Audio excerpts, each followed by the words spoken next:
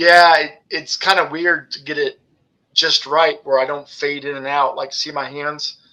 Just a little bit. Yeah. Yeah, Yeah. I'm gonna sit back. Yeah.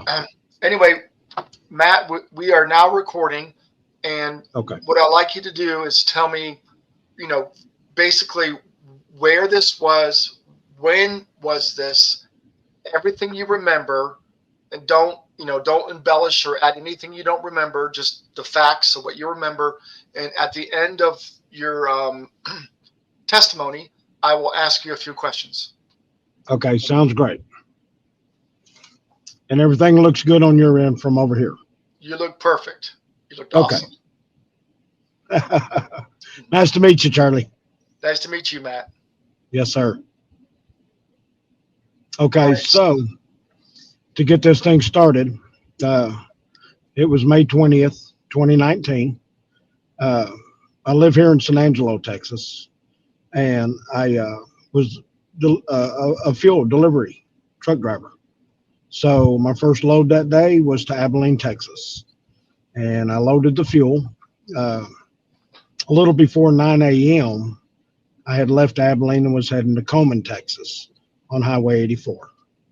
And when I was probably two-thirds of the way there, uh, I was looking for tornado damage because on Saturday, May the 18th, in the AM hours, we had tornado warnings all over San Angelo. Part of San Angelo was hit in the Bradford School District area. Uh, I followed the tornado and all the reports. It kept, dropping and coming up, funnel clouds everywhere. And when it got close to Silver Valley, Texas, on Highway 84, storm reporter said large wedge tornado on the ground, and uh, it was just a very very scary morning. And so uh, Sunday night, I got my dispatch that I was going to Abilene to take a load to Coleman, and I know exactly where Silver Valley is because I've been by there so many times, going to deliver fuel in Coleman.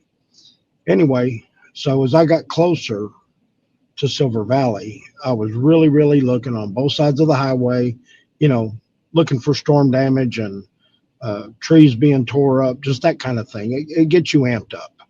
And so I was really excited about that.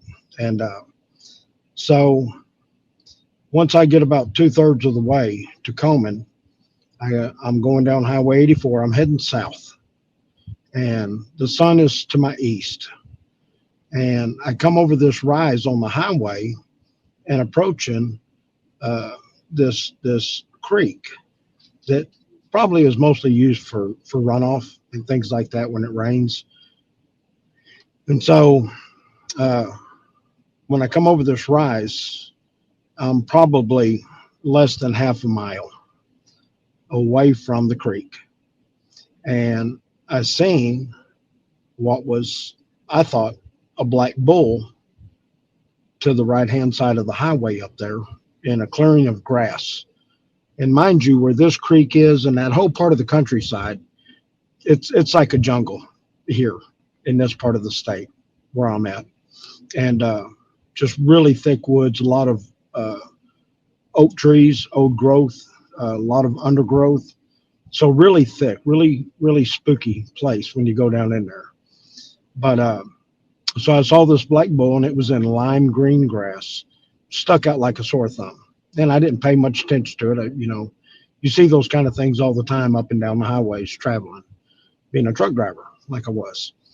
And so I'm looking to the left and to the right of the highway, looking for storm damage in the trees and things of that nature. And I kind of glanced back over, and this black bull had moved from left to right.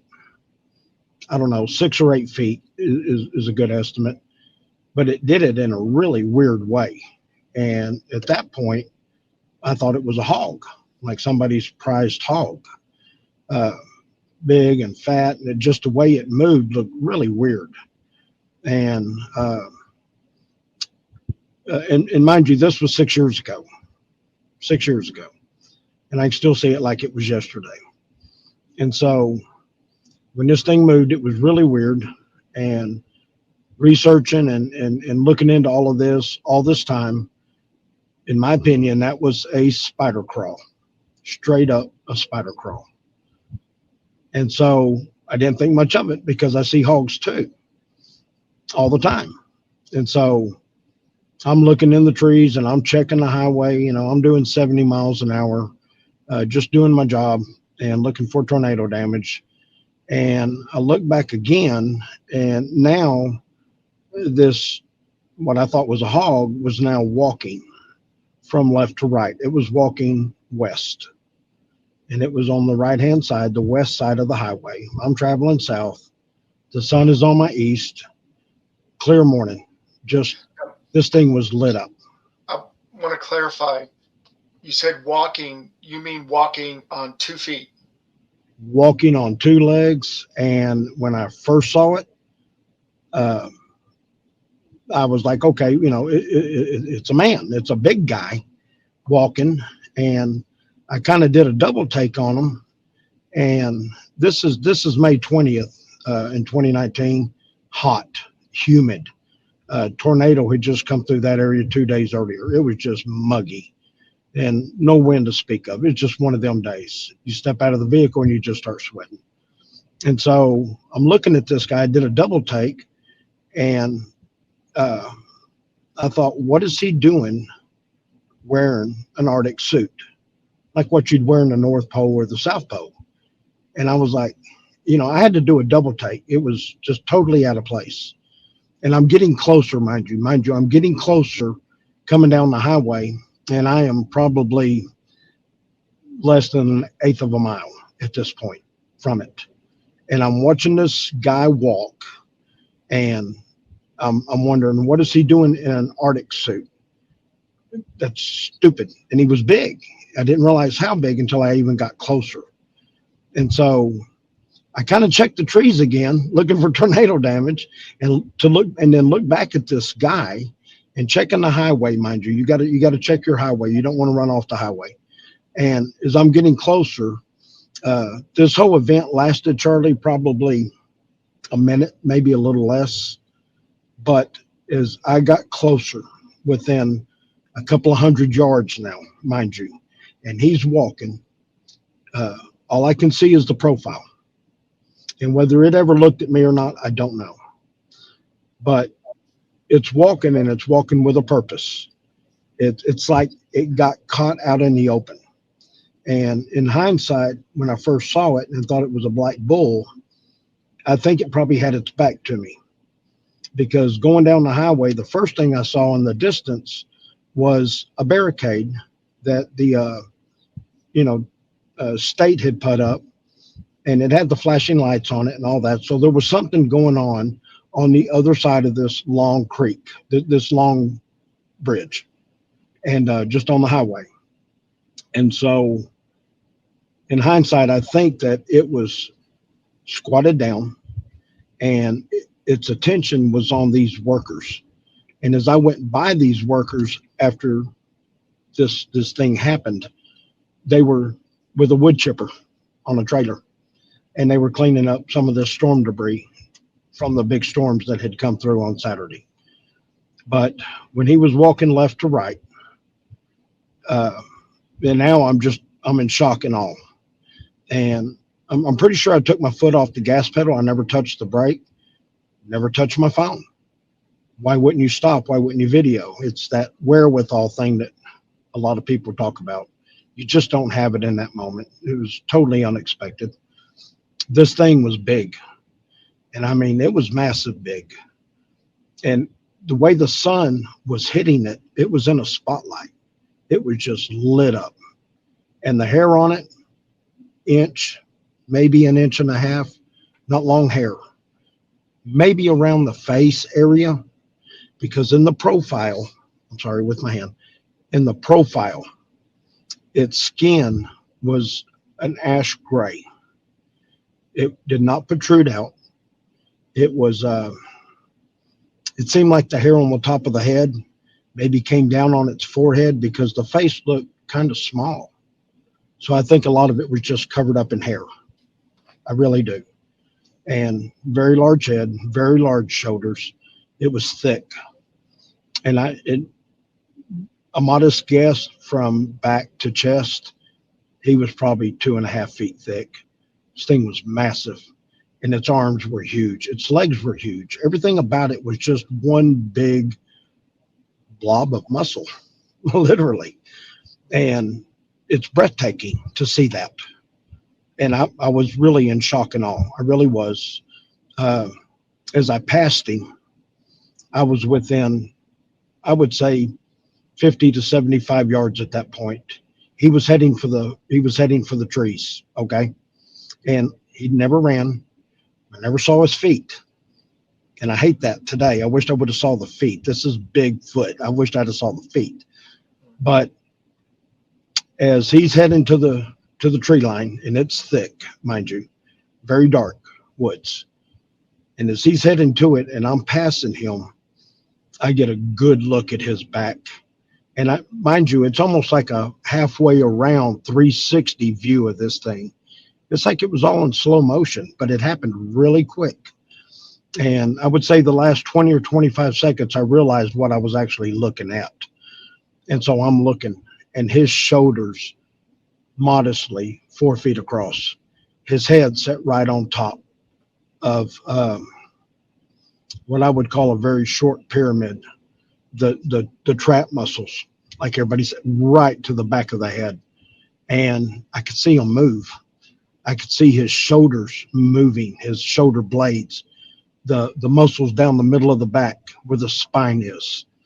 Uh, his butt, I could not. You can't help but miss that because they were kind of flexing, and in my opinion, it was from all the weight that was just being transferred through body motion.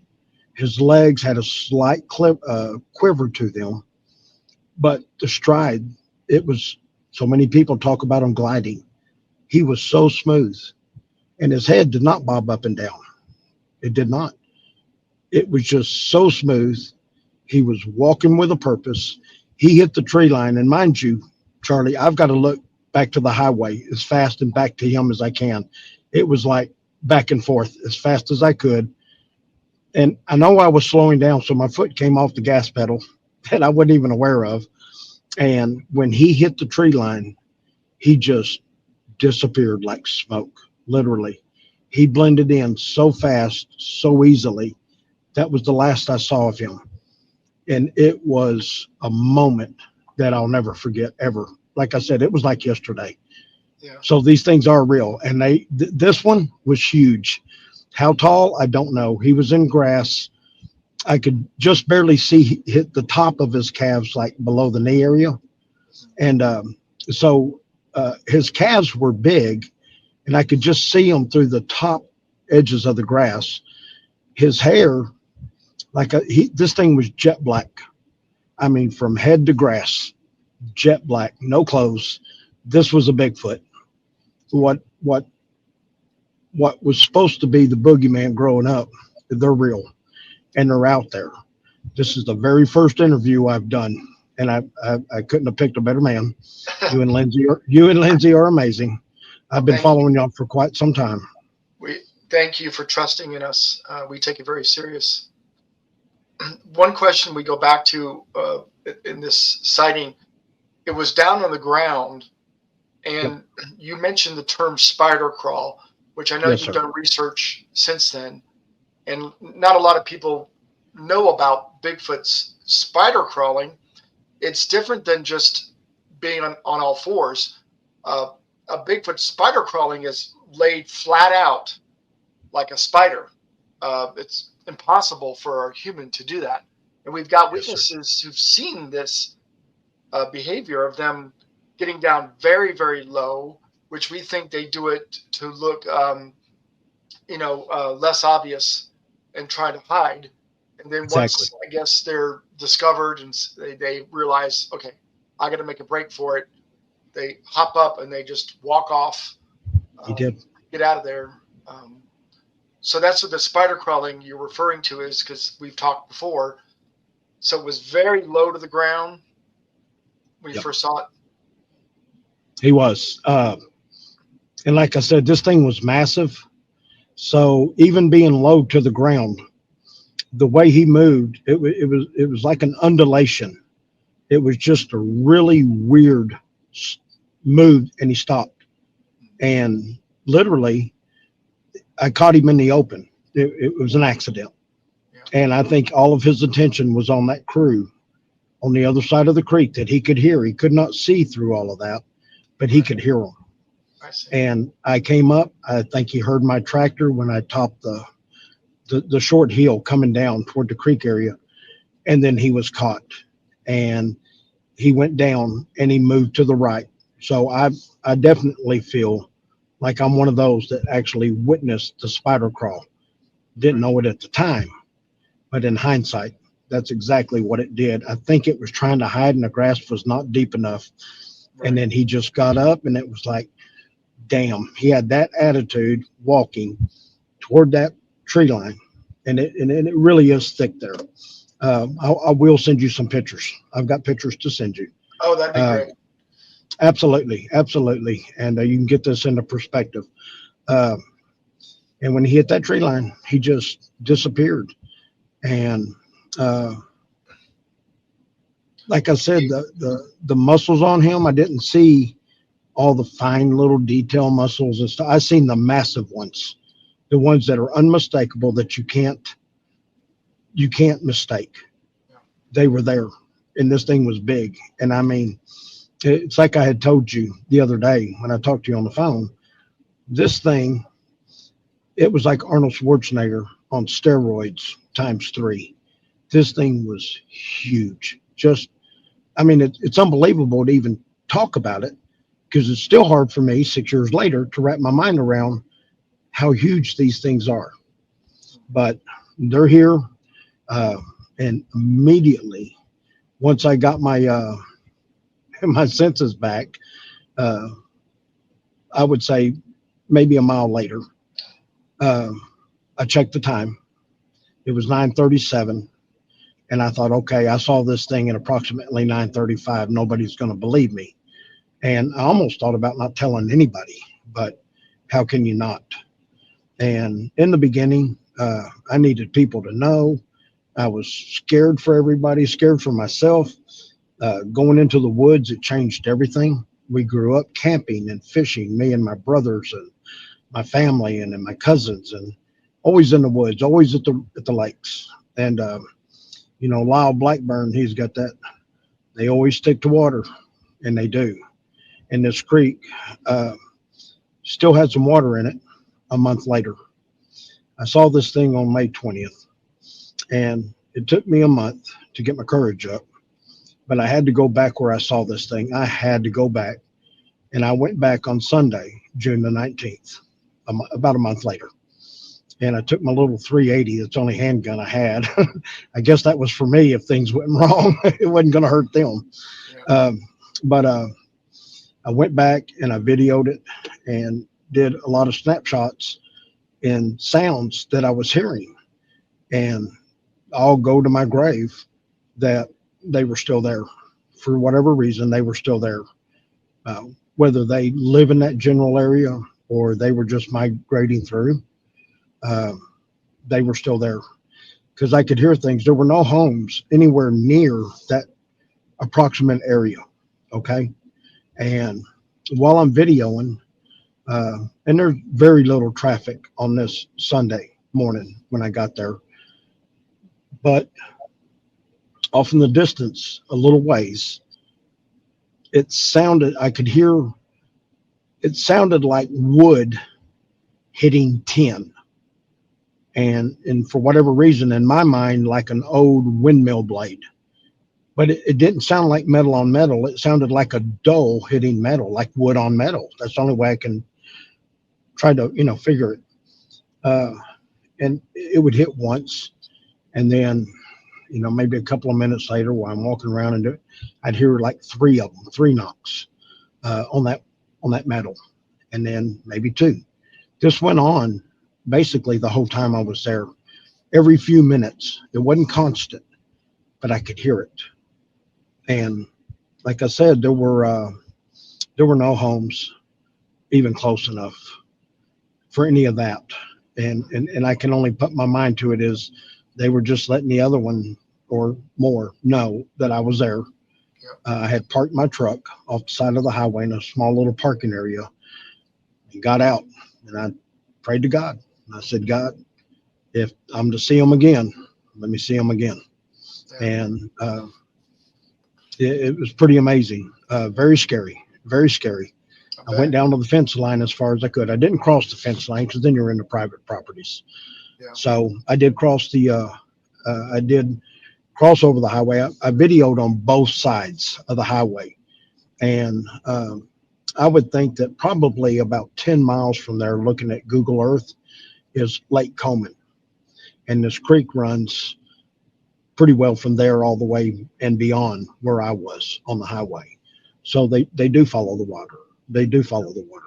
Yeah. They have to. Everything has to go to water. You know that. And Yeah. so anyway, I'm sorry, please.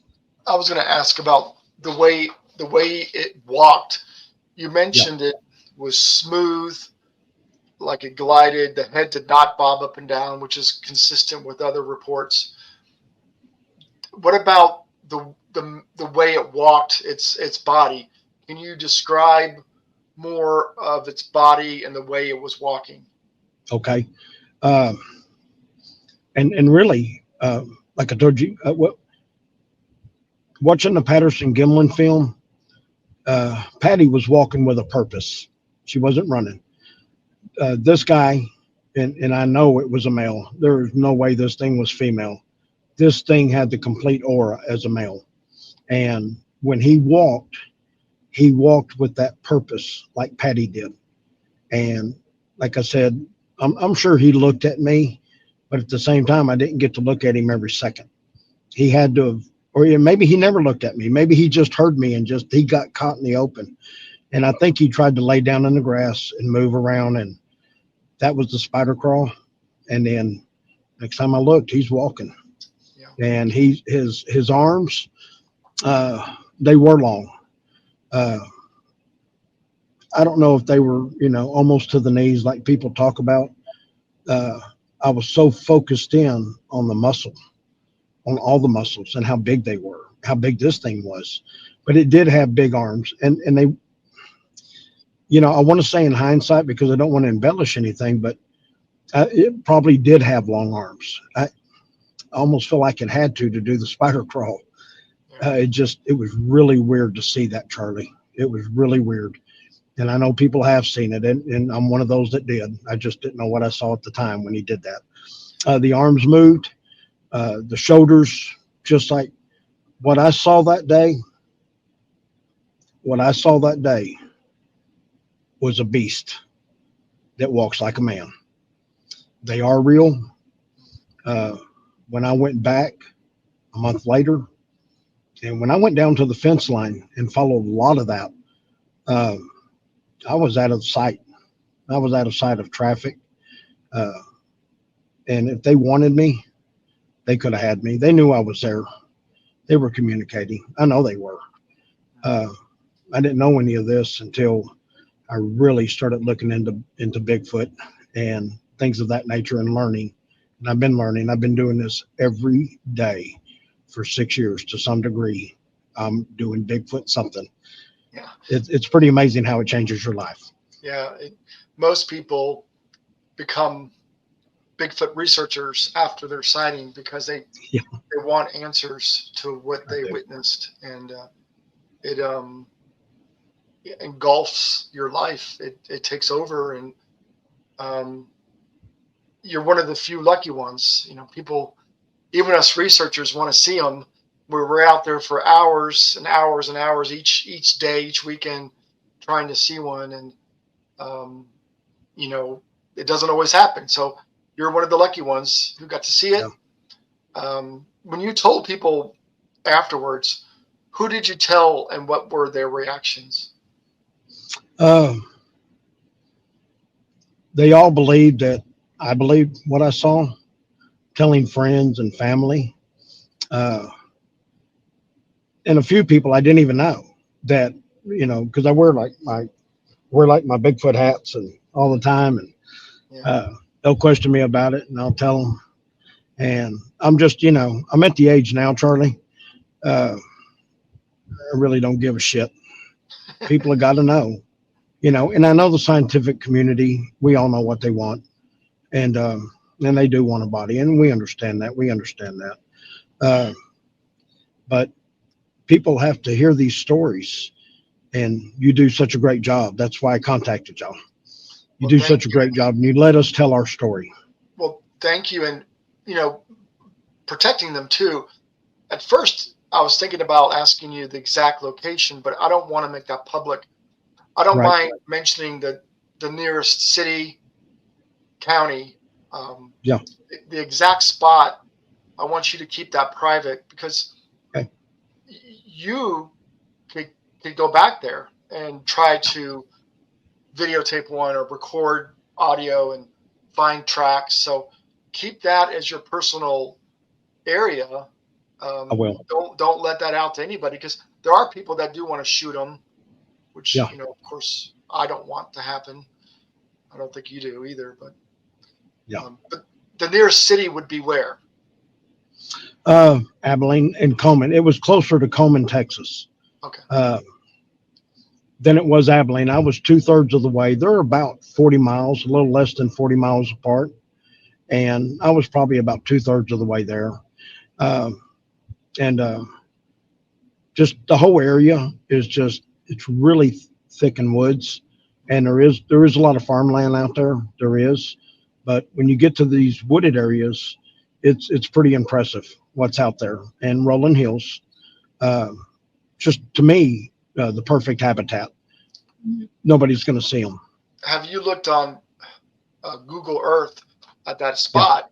And does yeah, it look like a good place where they could be living? absolutely, absolutely. Uh, with Lake Coleman, and mind you, out here in this part of Texas, we got a lot of small lakes, a lot of big lakes, a lot of creeks that run and feed them, a lot of tributaries, a lot of runoff creeks, just so many places to hold water. And then stock tanks.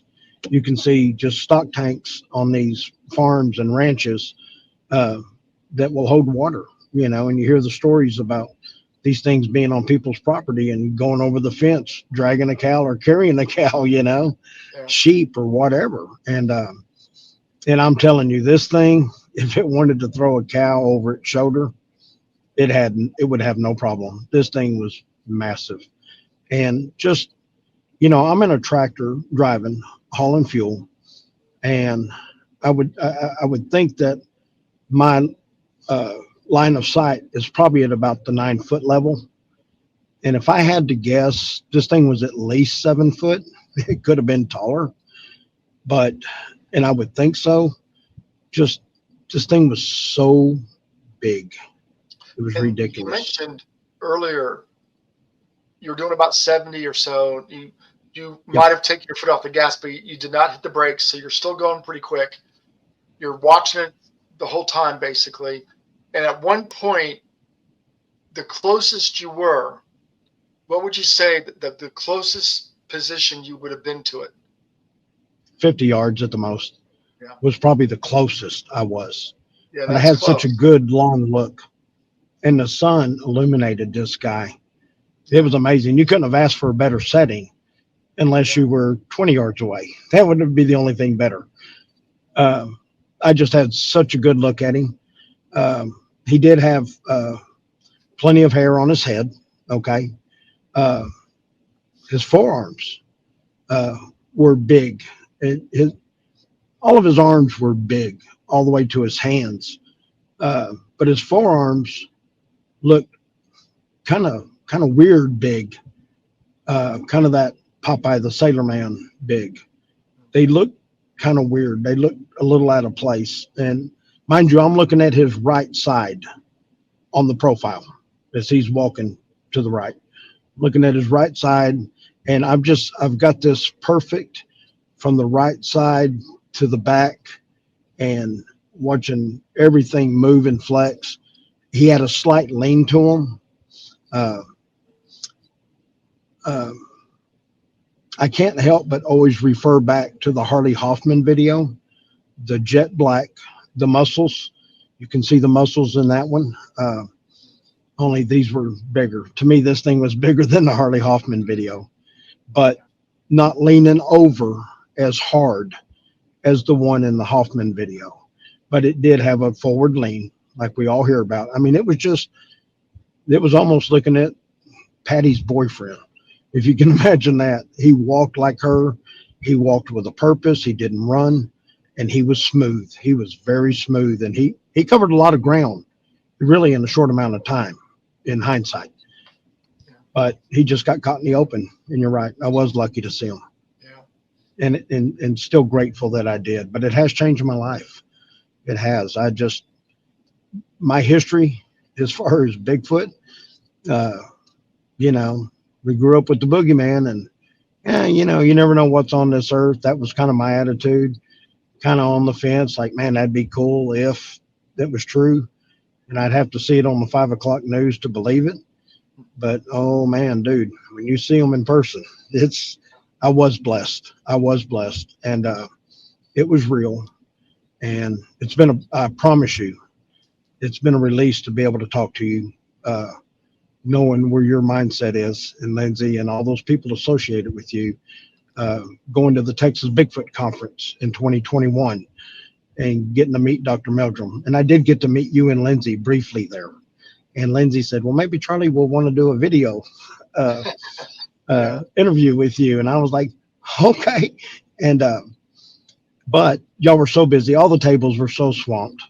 And I didn't want to overstep my boundaries. And uh, I did, you know, visit with Dr. Meldrum. I showed him some pictures that I had took out there, and he's very gracious. He gets very excited, don't he?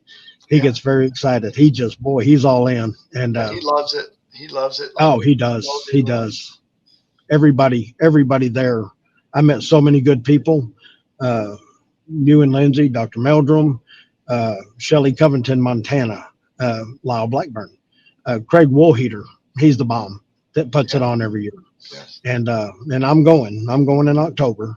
And I'm Yep. hoping you and Lindsay can find a way to be there in some fashion. But y'all have a Maybe. lot Yeah. going on. Maybe That'd be one day amazing. we'll come back. Yeah, And again, of all those people, and I'm honored that you chose us to share your encounter with. And absolutely. you know, hopefully people will hear this and they'll know the proximate area and Yeah, time frame. And you never know, there might be other witnesses that have driven through there and seen one as well. They might come yeah, forward.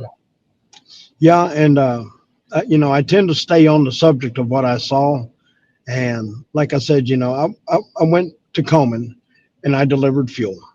And my next load was back to Abilene on Highway 84. So I'm like really amped up. I'm just like, I'm trying to put fuel on the ground as fast as I can because I know I'm going back. I'm going to go back and I'm going to look. I'm going to look. And I went back, and the closer I got to that area, and I'm empty, mind you, all my fuel's off the trailer. And so I'm running with my hazards on, my four ways. And I'm doing it when I got up close to this area, I'm doing probably 40 miles an hour and just looking. My head was on a swivel and I'm trying not to run off the shoulder or anything. 40 was the maximum speed. But I'm really looking, really excited. And, and then within that general area, uh, within a mile and a half of that area exactly where I saw it. Um, I tend not to talk about this, but I will say it because the truth is there. I'm not going to lie about anything. I passed a sheriff's vehicle that was probably doing less than 20 miles an hour on the right hand shoulder. I passed him with my hazards on. He's going very slow. And within and coming up the highway, going back toward Coleman, was another sheriff's vehicle. And then shortly after that, going back toward Coleman, was the second one. There were three in that general area. When I came back through, I was not the only one that day that saw this thing. Why were they there? And why were they driving so slow? They looked like they were looking for escaped prisoners. And Yeah. I knew right there, I knew somebody else saw it. Somebody else saw it. Uh, Sounds like it. Yeah, yes, you sir. did tell me that on the phone interview, you mentioned that Yeah. too. Yes, sir. But yeah, nothing to hide. Just what you observed. There were some sheriffs there looking, and maybe They somebody were called 911 and said, "Hey, I saw this creature something. or a person or whatever they reported." Who knows? But Yes, sir. it sounds like they were looking and keep. Yeah. Like I said, they might still be living there. So go back when you can. Yeah. When you go back, videotape everything. Do tree knocks. Do Yeah. multiple tree knocks. Do like 3. Yeah. I found 3 work really well. Do 3 tree knocks and Okay. make sure you've got it on video so you can record it. I And will. look around for tracks. If you I will. find good tracks, get yourself some plaster and try to cast them and take measurements and document everything. I will. And it's amazing that you say that because even down here in the San Angelo area, we've had sightings in and around this area, and there's a history of that. It's pretty sparse, but there are documented cases here. Uh, I was able to read them, and so I have gone out. It's very spooky. It's stupid, in my opinion, for me to go alone like that, and so I don't do it like I want to. I want to do it all the time. I envy y'all a lot, but I have gone out and I have found some tree breaks, and I've got a picture of that I'll send to you. Uh, where no other trees were broke. It was just one, 2.5, 3 inches, probably eye level to me, just snapped right off. I'll send it to you. Not like storm damage. This is one tree amongst many, and this is the only one. That's good. But I do go and in my backpack. I'm sorry, my backpack weighs at least 50 pounds. I keep water in it. I have plaster Paris in it. I have my compass. I carry my guns, and I have gone out. It's just hard for me to do it because uh, after what I saw, uh, man, it is scary. It is scary, and your safety's in numbers, and I don't feel very safe being by myself. And Yeah. I Well, follow my gut feeling on it. I do, and it is. It is it different, is, especially seeing one. it And is, and maybe I have looked a lot. find I'm somebody you sorry. can trust. I Yeah, would find somebody you can trust to go with you. It would help for lots of reasons to have somebody with you, but and just document everything and keep in touch. yeah, I Uh, will. Anything new you get, please send us, email or text or whatever, and maybe you'll have another sighting and you'll have some exciting stuff for us in the future. Exactly. And I don't really feel the fear of getting hurt by them. They could have hurt me that day. They really could have. Um, but to me, they are intelligent. Uh, this thing walked with a purpose, which means he was having a thought process was to just get to the tree line. And it was almost like he was walking with an attitude like, shit, I got caught out in the open and I'm just heading for the woods. Yeah, And that's exactly what it was like. Would have done anything to have gotten on the brakes and been able to. I mean, there was enough time I could have done that, but I'm telling you, Charlie, it's just your brain just yeah. that was a total shock and awe, That's what literally. people don't get it. You're not expecting it. You're Right, trying to process it in your mind. What am I looking at? And by the right, time it's over, I mean, it happens so quick. It's not yeah, enough time to get your phone out to even think about it. Most sightings are fleeting and it catches you off guard and you're not expecting it and blah blah blah and people that say, oh, how come you didn't take a picture, how come you didn't stop? Well, you're not even even if you're looking, sometimes you're still trying to figure out, did I really see that? Did I really yeah, just see that, or is that my mind playing tricks on me? um, yep. but anyway, I thank you so much for sharing this story. It's a huge Okay. treat for you to trust us with your testimony. Yes, sir. And I really hope it was a decent interview. My brain is still scattered. Like I said, this is my first interview, and I did make some bullet points, and we've covered them. Good. Just that people really, really, really need to know these things are out there, and when I saw this thing, I thought, you know, if they're between Abilene and Coleman, Texas, these things are everywhere. They're moving around everywhere. Yeah. And they've got to be. They have. Oh my God! Come wintertime, not only here sometimes, but up north in Minnesota and in Canada, they've got to be. They've got to go underground, Charlie. They have to, because what I saw was a living, breathing thing. I mean, it was as real as anything you can look at. And they are there. They're everywhere. I don't know where, but they're everywhere, man. They move Yeah, around, I think. they're more than people think. They're amazing. They are. They really are. And they're scary, very breathtaking. That's very, very breathtaking. But what I saw was undeniable. Um, and uh, June the 14th is going to be 14 years since my 20-year-old son died. Okay.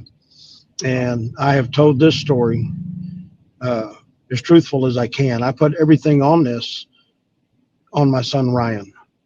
I do. And if I put it on my son Ryan, Charlie, you can believe what I'm telling you is the truth. It's not embellished. It's none of that.